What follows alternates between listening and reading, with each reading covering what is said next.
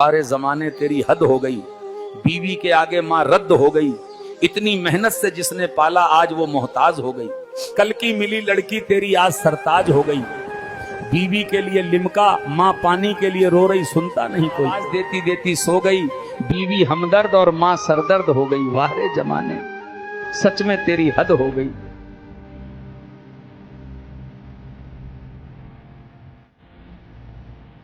द्वारका नगरी में एक दिन श्री कृष्ण अपने दिव्य आसन पर बैठे हुए थे।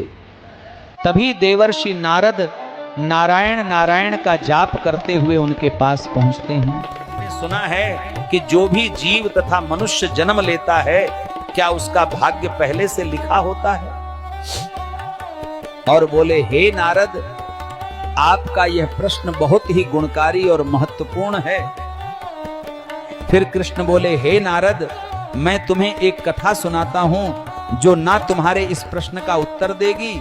भगवान श्री कृष्ण बोले, हे नारद, इस कलयुग भरी संसार में जो मनुष्य इस कथा को पूरे ध्यान पूर्वक आखिरी तक सुन लेगा।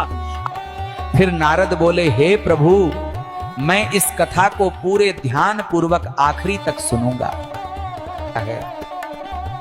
क्योंकि आधा अधूरा ज्ञान हमेशा विष के समान होता है।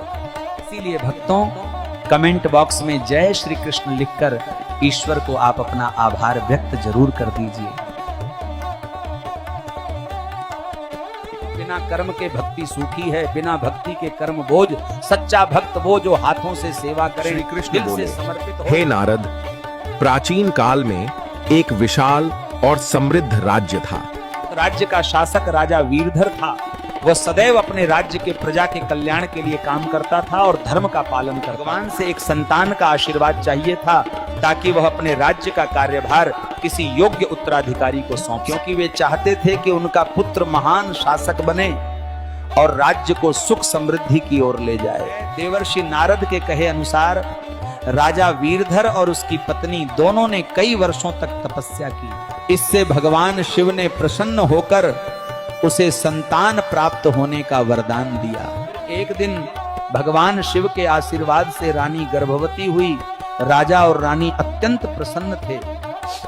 परंतु जब रानी ने पुत्र को जन्म दिया तो वह बच्चा विकलांग और शारीरिक रूप से कमजोर था। उसके शरीर की हड्डियां टूटी हुई थी और वो शारीरिक रूप से सक्षम नहीं था।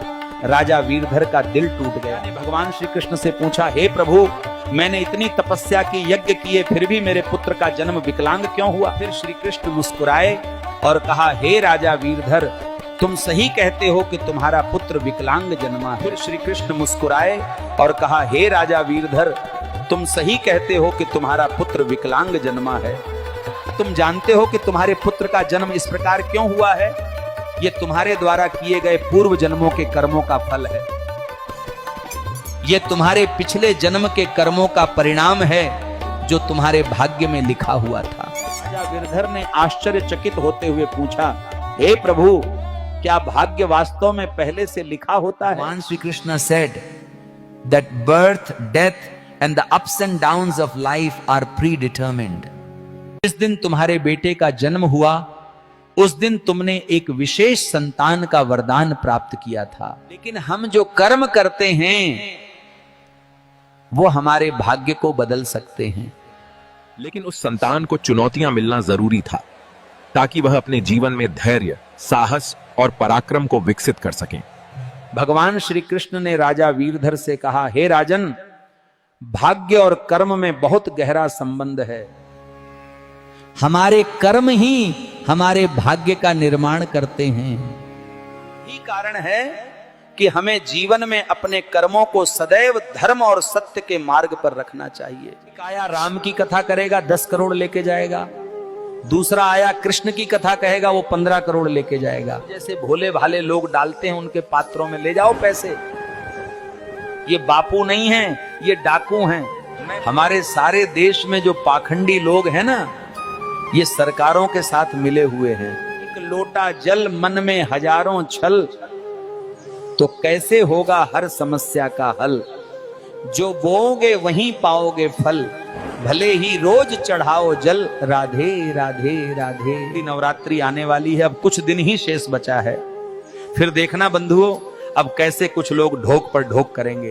पूरे साल भर मांस मछली मुर्गा दारू खारे पीने वाले भी अब इन दिनों अच्छे और सच्चे भक्त होने का ढोक करेंगे। नवमी के 9 दिन जय दुर्गा, फिर वही दे बकरा दे मछली दे मुर्गा शुरू हुए।